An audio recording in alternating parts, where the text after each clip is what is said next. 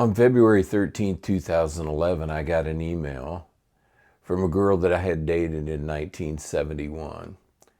And it said, "It's overdue that you should meet your daughter and your grandsons." Her name's Jessica. She's on Facebook, and she doesn't know about you yet. And I immediately responded and said when and where. And then I sent Jessica a Facebook friends request. For the next 3 weeks, Jessica was silent. But on the morning of March 7th, 2011, I sent her an email and just said, "I'm praying for you, and I hope to hear from you soon."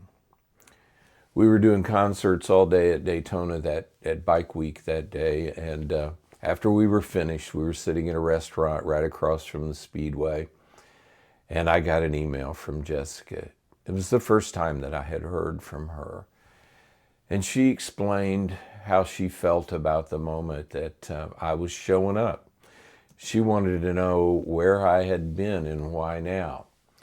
She said this, she said, "The little girl in me wants to run to you with my arms wide open, but the woman in me needs to know where you've been and why now." She said, I took my emotions and I locked them up in a little box in my heart, and I knew that you would never be there to watch me dance as a child, to see me graduate, or to walk me down the aisle at my wedding. The little girl in me wants to run to you with my arms wide open, but the woman in me wants to know where you've been and why now. You're not unwanted or unwelcomed, and thanks for showing up. And when she wrote those words, "Thanks for showing up," it was a sign to me, because Sherry and I, when people say, "Tell me about what you do," and we say, "We have the ministry of showing up."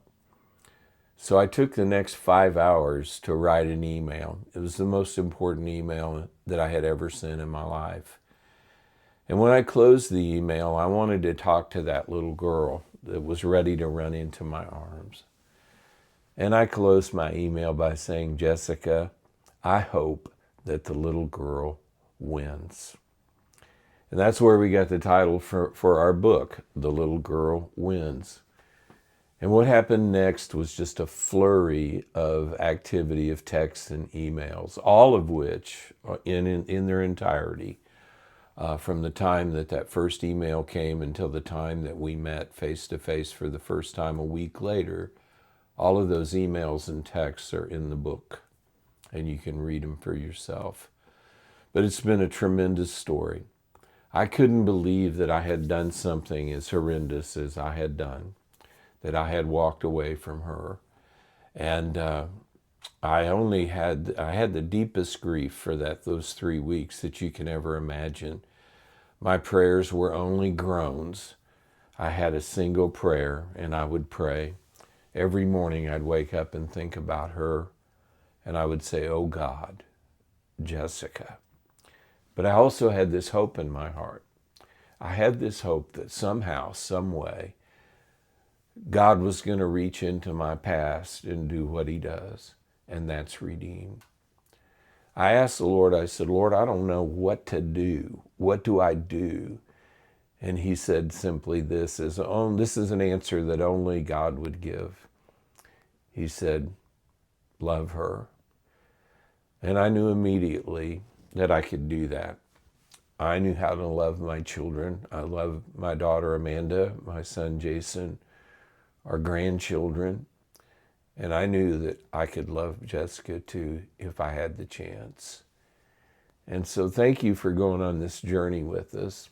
Just to let you know, on March 14th, Jessica and I, at 7 p.m. Central Time, will be doing a live stream together. We'll make it possible for you to ask us questions, and it will be a tremendous time. We've met so many people that have given up hope of ever having reconciliation in their relationships.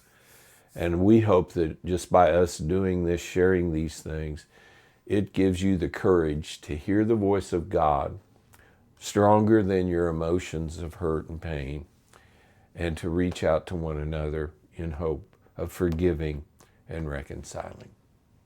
God bless.